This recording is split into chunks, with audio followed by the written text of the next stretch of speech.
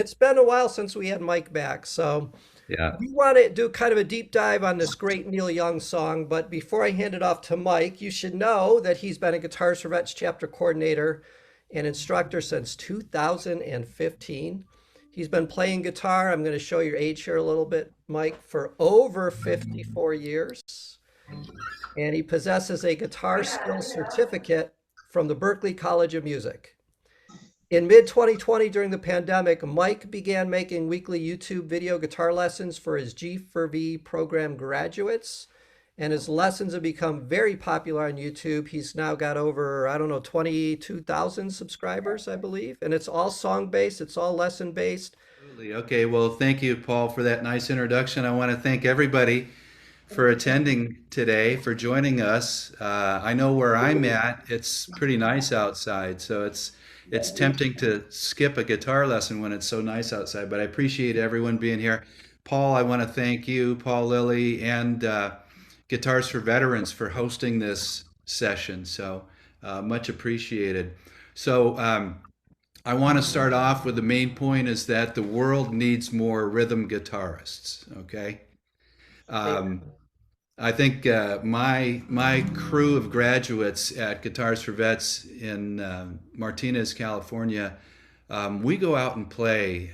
We play at other bases, military bases. We go to a monthly military vets meeting where we just bring like 5 songs and we play sing-along songs, and it just, you can't believe the spirit that you get from people when you play these old songs and they get to sing along with them. So I really appreciate you all wanting to work on your skills and knowing that with these skills you can walk into a room of any number of people and just light that room up and make everyone happy. So it's a great skill to have. Um, as acoustic guitarists, I mean, the reason I got into playing acoustic guitar, well, the primary reason, I'll be honest with you, was to find girlfriends. But the other reason is I really love being a one-man band, and with an acoustic guitar, that's really what we are, especially a rhythm guitarist. So the guitar is one of the few instruments that you can play chords on. You're not going to get an oboe out or a saxophone and play chords, but a rhythm guitar or a piano you can play chords on. And also you get to be a drummer, which was one of my fantasies as a young 12-year-old. As acoustic guitarists, we're really drummers and chord players. So that's kind of the basis of today's lesson is rhythm. And that's what I'll try to teach you with Long May You Run. I'll try to teach you the rhythmic patterns in that song. There's 2 primary ones. But as I was preparing for this lesson today, I was looking at other teachers online and how they teach rhythm. And there's some really good ones. And I think we shortchange the basics of rhythm when we teach students how to play. We're so focused on here's a G chord, here's a C chord, and just assume that people understand rhythm.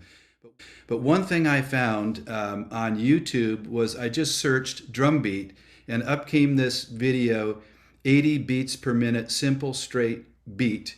So I want to play it for you.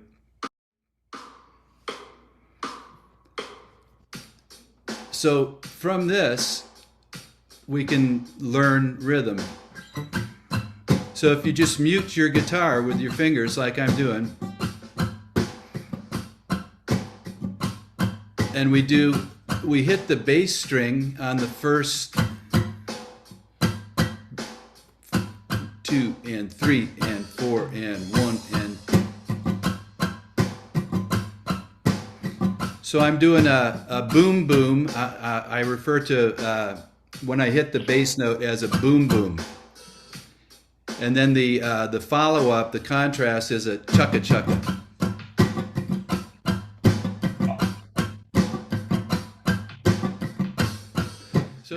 So this is a really good practice, especially, I know a lot of people talk about use a metronome, and metronomes are okay, but when you have a drum beat like this, it feels much more musical. So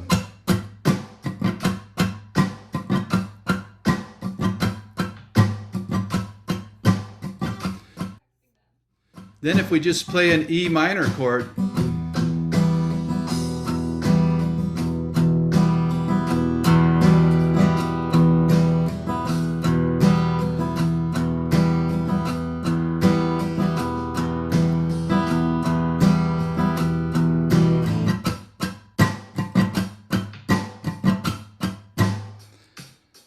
so I would recommend to anyone to just get into YouTube, pull out one of those drum beats, and just try to play any song you know to an 80 beats per minute or more or less.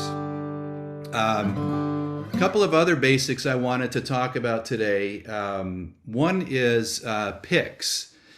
So picks are one of the primary drivers of the tone you're going to get out of your guitar. So what I've got here is a plain old yellow Dunlop Tordex 0.79 thickness. And I just ordered these on Amazon. I got a pack of 12 for like $4.99. The reason I bought them was there's this guy, Steve Kaufman, who's like one of the best flat picking guitarists in the world. And I would think he'd have a $30 or $40 pick. No, he uses these as his only pick. But you'll get a certain tone out of this thickness of pick, and you'll have to determine what kind of tone it is you're searching for. So if you want something brighter, then you go with a thinner pick. If you want to get a darker, warmer tone, now this is like a 1.0. Now this is one of those $30 picks, a blue chip. Very, very different sound, much more muted, darker. But the other thing I wanted to show you was a pick I discovered on Amazon that gets really high ratings. It's called a Golden Gate pick, Golden Gate Medium.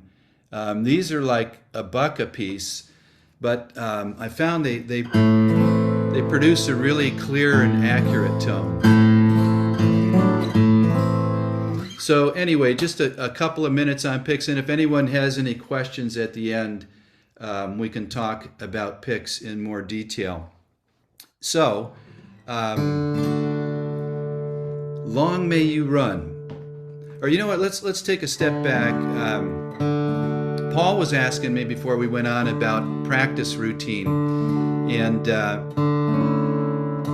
my practice routine is I do these videos every week, and they require me to be able to play a song well enough to where people want to watch and learn how I play a particular song. And that creates a certain pressure for me each week to practice every morning. My particular routine is I get up, I make my coffee, I go to my special place in my house, and I start working on a song. And that's really what drives me to practice. So if any of you have seen any of my lessons before, by the time I make the video on Friday of the lesson, I've played that song maybe 100 times. Royally pissed off the rest of my family that live with me. They get so tired of hearing these songs that they have to leave the house. But I just wanted to share that about kind of my practice routine.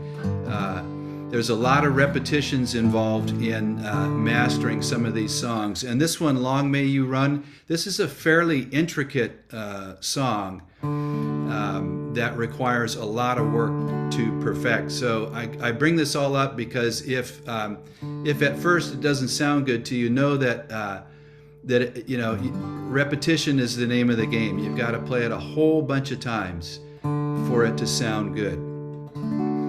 Okay, so let's talk about this boom chukka pattern. So maybe starting with a G chord, just the basics of it.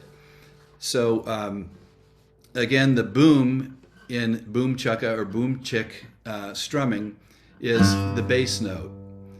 So what I'm doing is I've got a G chord here, and I'm hitting string 6 as my boom, my first bass note.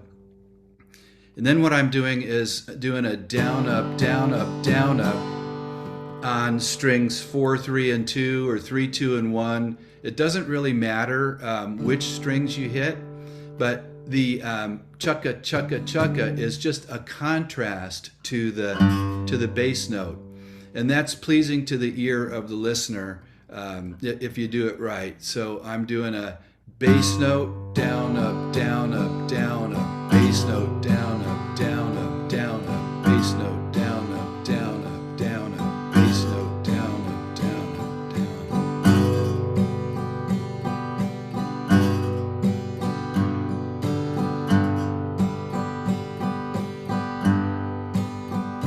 Then we go to E minor.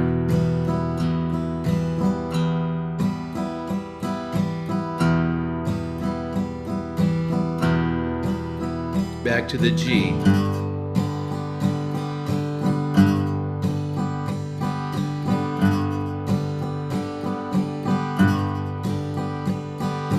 E minor.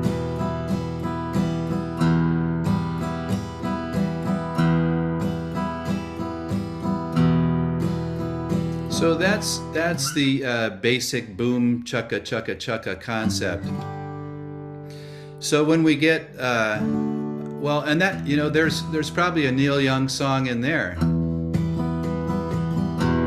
So Neil is a great proponent of this style of playing where you hit a bass note and then you follow up with a contrasting down up down up down up. And as a matter of fact, Neil hardly ever uses a pick. He's actually using his index finger and his middle finger. Most of the videos I've seen where he's strumming live, it's just fingers, not a pick.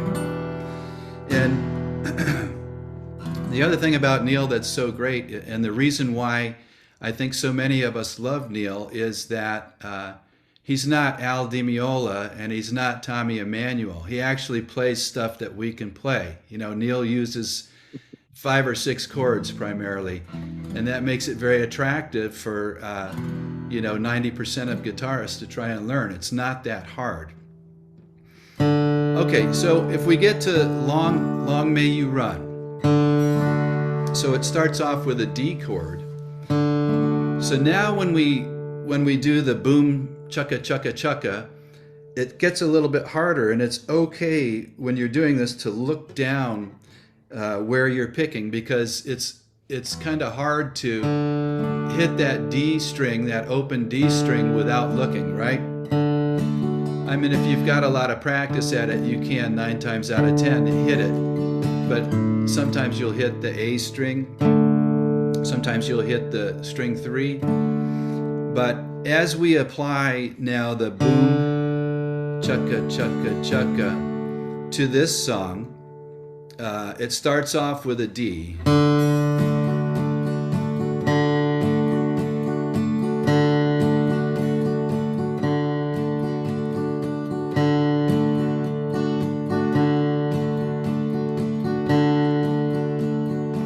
The second chord in the song, the way I play it, I go to a D major 9, which is what I do is I leave my index finger right where it is from the D chord, and then I move my middle finger over to string 2, the B string on the 2nd fret.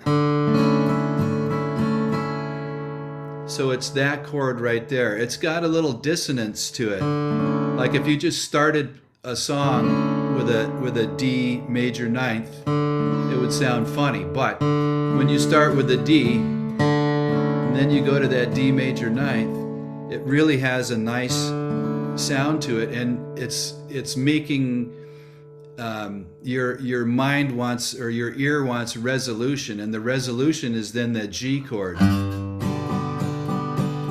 So again, I'm hitting the bass. The bass note is the fattest string, fretted on the 3rd fret, and then back to the D. Okay, again from the top, it's D, D major 9th, G, D.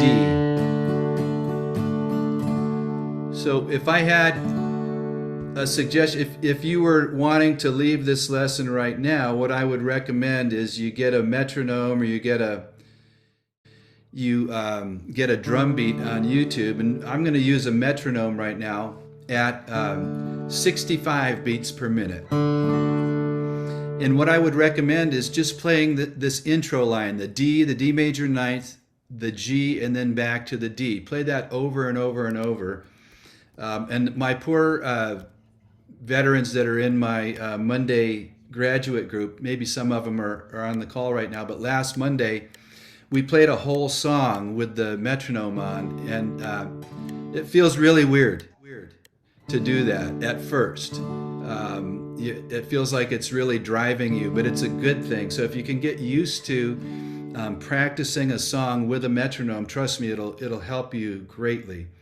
So I'm going now with this 65.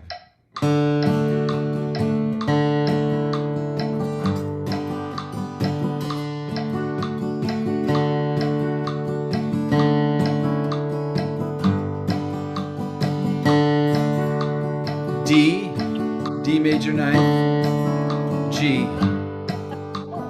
D. Okay, and we can even slow that down. Let's slow that down to 55. D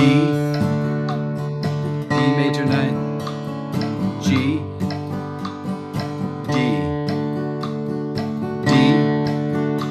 D major ninth, G, D. So that 55 seems to be a better place to start off, or even you can go down to 50.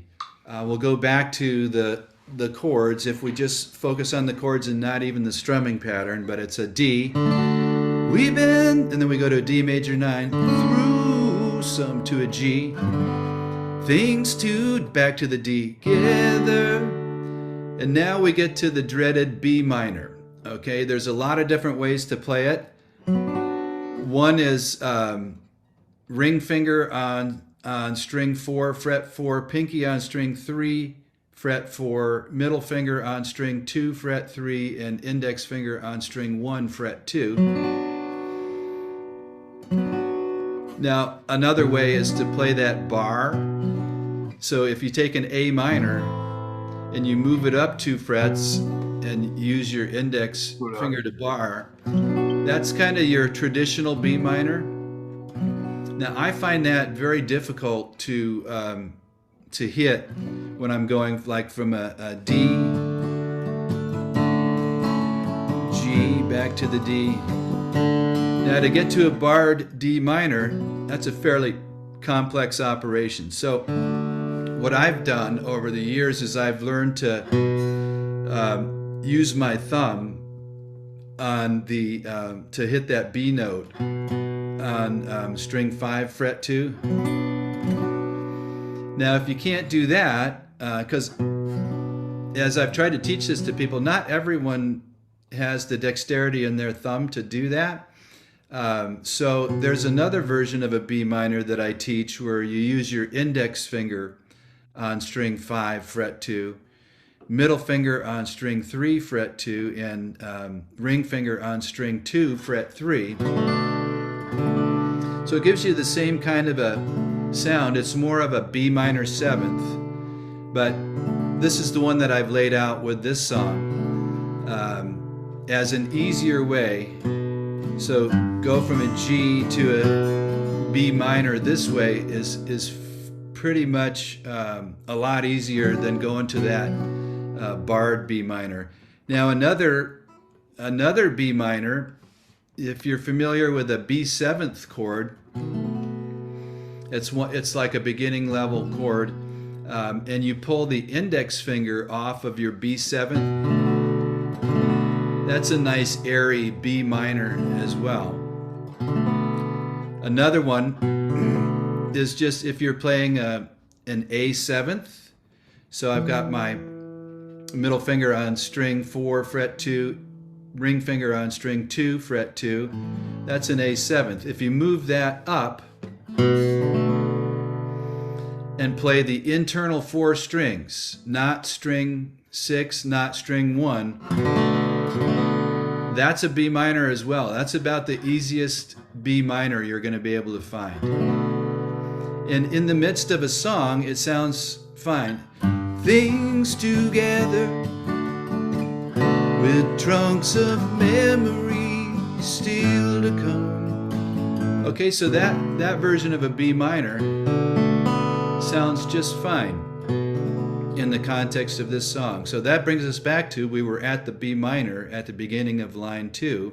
With trunks of, then it goes to a G, memories, and then it goes to an A for 2 bars, still to come. And by 2 bars, I mean it's 2 iterations of boom, chukka, chukka, chukka, boom, chukka, chukka, chukka. Then we go back to the D. We found, then to the D major 9, things to do, to the G.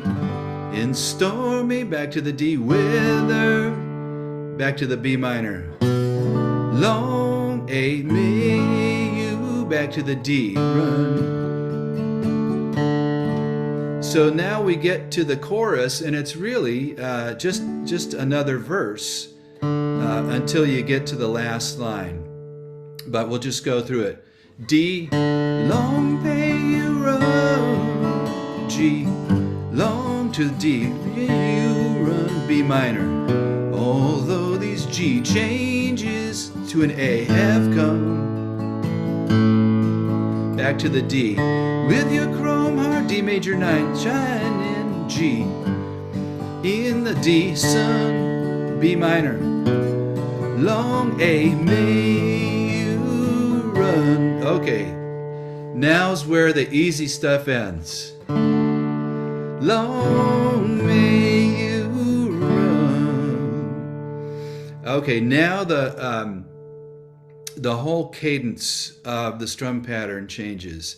So long may you run. So on that D, we do a down, up, down, up. Long may you run, down, up, down, up.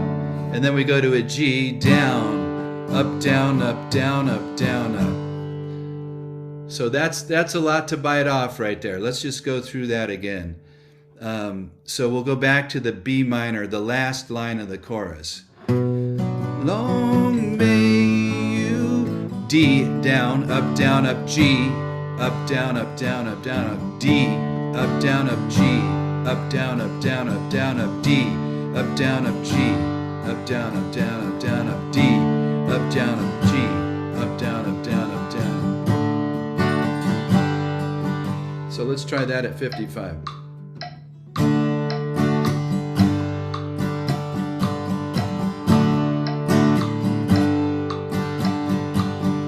D, up, down, up, G, up, down, up, down, up, down, up, D, up, down, up, G, up, down, up, down, up, down, up, D, up, down, up, G, up, down, up, down, up, down, up, D, up, down, up, G.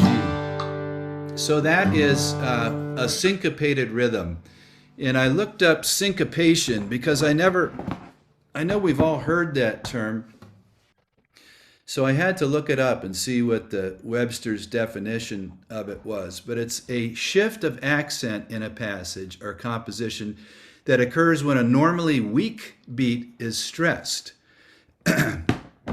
It also is the point where when you're watching an artist like John Mayer, it's where he makes the guitar face. You know, that crazy pained face where someone's playing and then they make that awful John Mayer face.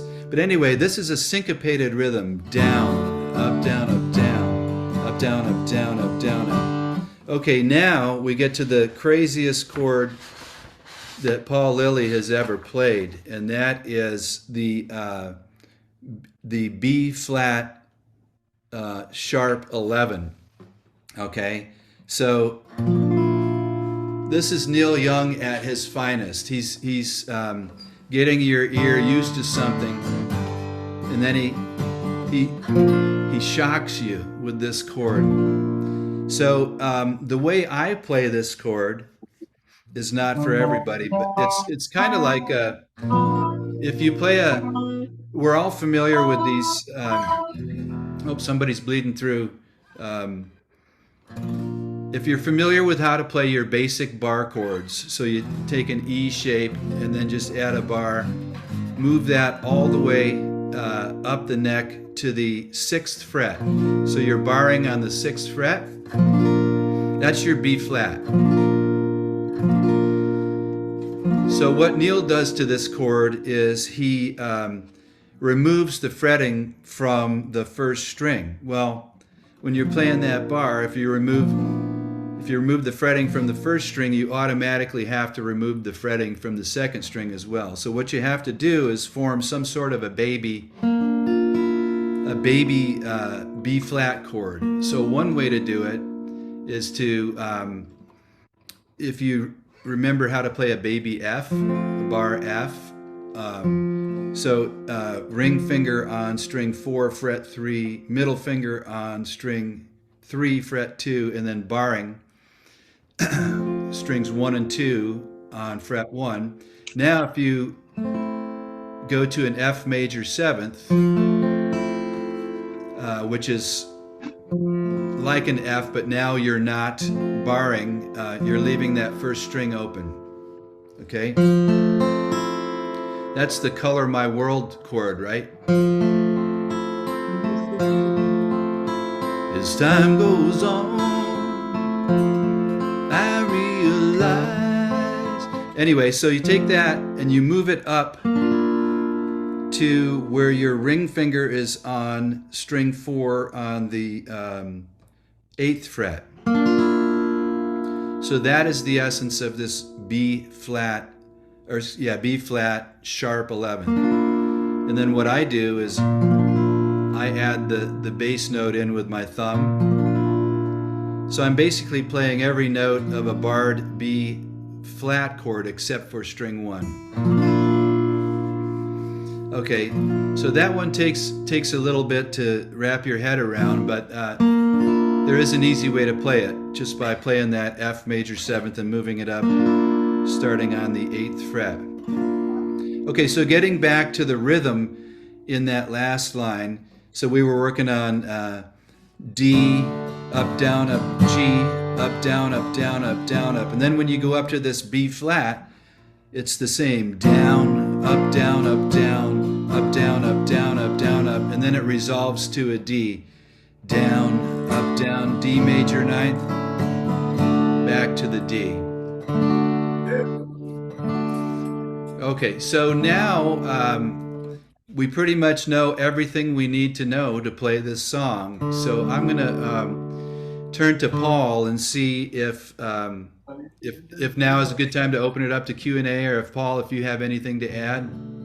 In the chat, if you want other looks at that B, we could certainly do that. I was going to show you one as well, because sometimes the bar chords are a little harder for us to do. And there, with all of these chords when we're learning, I would hate you not to learn a great song because there's one chord that's giving you trouble. So what we teach our students is, if there's a chord giving you trouble, make that part of your practice routine. Like Mike said, get the reps in so that you could get them under your fingers, but there's always alternates, as Mike showed you with the B minor. There's a couple other alternates, and this is a shout out to Rich Haas, who in the community said, are we going to get help with that that B flat sharp 11, or B flat sharp 11, I think it was. So Right. there is another, so when you start looking at these alternate chords, you just got to be careful you're not strumming everything, because we're now making them easier, which means we're taking some fingers off. But another alternate for that chord is if you make an A7, so typically we have our A chord on the 2nd fret, but I'm going to take the G string and open that up. But I'm going to use, right now I'm going to use these 2 fingers. And if I just slide that up to the 3rd fret, so if you think of this as kind of an A7, and you slide everything up to the 3rd fret, you'd only be playing the D, G, B, and E strings. You wouldn't want to strum the E and A. That kind of gives you, that's in the B family, it gives you that airy sound. Or if you want to grab the B bass on the 1st fret. And so this, if you think about a B power chord here, your B power chord, except you're taking your pinky and moving it to the third fret of the B string. And what kind of gives that airy sound is you really want that high E string to sound out when you're strumming that chord. So there's two alternates, make an A7 and move it up, and then only strum from the D string down. Or kind of think of a B power chord and take your pinky and make sure it's fretting a D note, and then let that E string ring out. I was going to ask you, Mike. So a lot of times when I'm learning a song, I struggle with the strum pattern, and you kind of walked us through kind of the boom chuck. I loved how you use a metronome with that at different speeds. When you're playing that strum pattern, do you vocalize anything to help you get that under your fingers? I don't know, vocalize. I don't think I do. I think it's more of a reptilian brain thing. It's just something you kind of feel.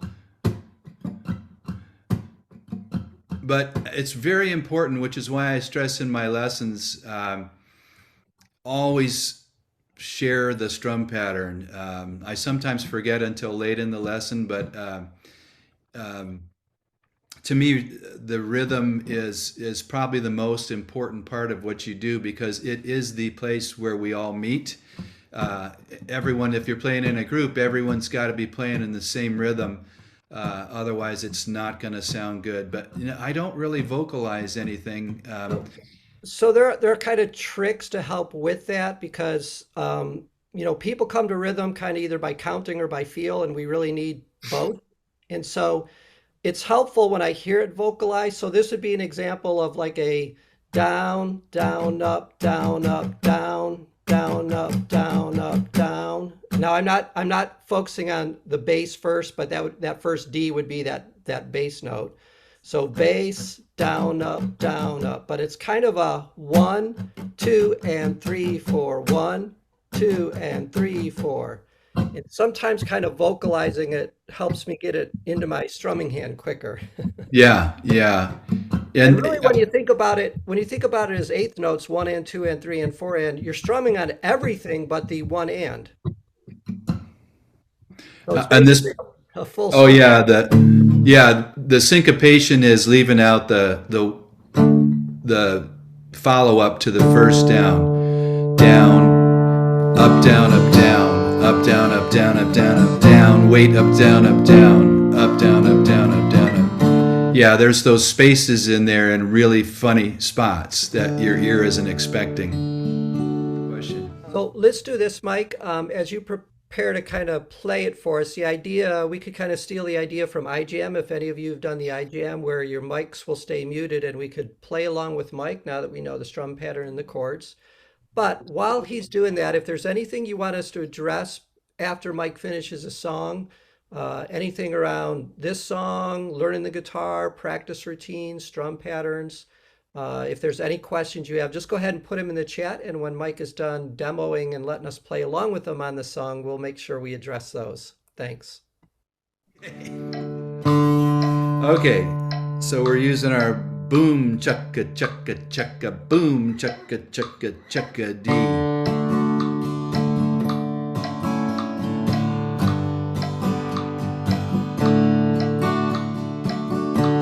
Well, we've been through, well, I'm ahead of it. Things together, that's what's hard about the metronome. Keeps you honest with trunks of memories still to come. We found things to do in stormy weather. Long may you run. Long may you run. Long may you run. Although these changes have come, with your chrome heart shining in the sun. Long may you run. Long may you run.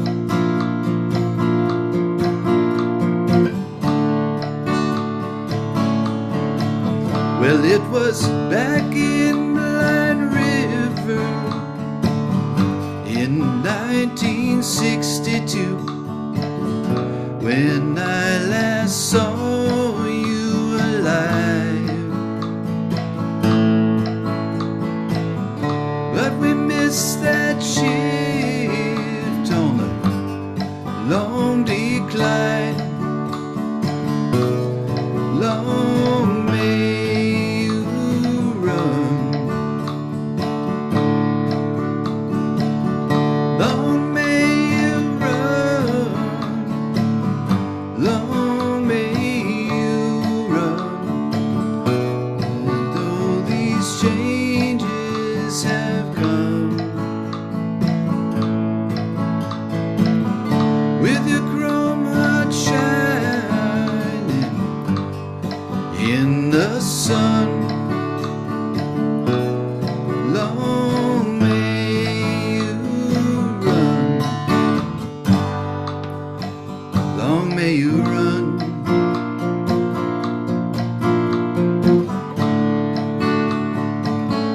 Last verse.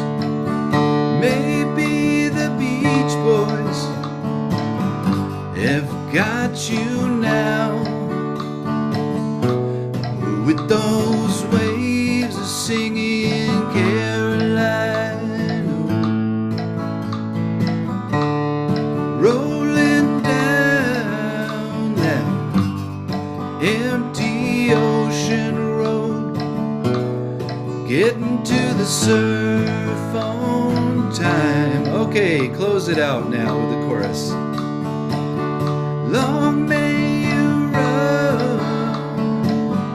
Long may you run. Although these changes have come, with your chrome heart shining in the sun, long may you run. Long may you run.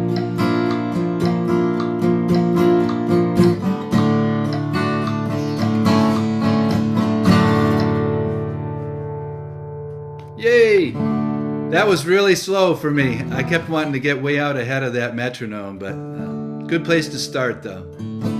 Tony said, great having you here today, Mike. The lessons are much easier with the extra explanations. You know, that's a great point. It is one thing that we get so like our YouTube lessons and we know how to Google YouTube and we could find lessons, but this whole back and forth or just being able to ask for clarification or have you demonstrated a couple different ways has just been very, very helpful. Yeah, and thanks. And Tony's another one of my favorite people in the world that gives me feedback every week. So thanks, Tony. Tony's a very active. If we had awards for commenters in Cav Arts, I would give Tony a award. I see him involved in whether he's liking stuff or commenting. That's great. Yeah. Paul says, thanks, Mike. It's been great. Love to hear about the picks and using a drum beat. Also, your practice routine. Would love a lesson or two on finger picking. You have a fantastic collection of acoustics. Tell us what you're playing now, Mike. Most surprising guitar I've ever gotten. So I belong to something called, hey, there's Ed. I belong to something called the Acoustic Guitar Forum, acousticguitarforum.com, and it has a marketplace on it. And some gentleman, this is a Martin 00015M. It's the lowest entry level, made in Pennsylvania, all solid wood Martin you can get. And this guy bought it for his son for Christmas in mid-November. He gave it to his son, and his son said, Dad, I play classical guitar. And he was outside the return period. So he put it up for sale, and I jumped on it just because it was such a good price. But it is the most comfortable guitar. It's 000 size, so it's not as big as a Dreadnought. It's thinner. I don't know the exact measurements, less than 5 inches deep. But it's very, very comfortable. And then the fact that it's all mahogany means the top is really, it's hardwood, not softwood. So the notes that come out are very clear and precise, and there's not a lot of overtones. So when you're doing something like Well, like when I recorded Amy, that was all done on this guitar. So it's great for recording. It's great for Zoom like we had today because there's not a lot of boomy bass, not a lot of overtones. But anyway, Martin 0015M, they're $1,699 new. Well, you can get them for 80% of that on Reverb if you find the right seller. But it is the best guitar for the money I've ever owned in my life. Fantastic guitar.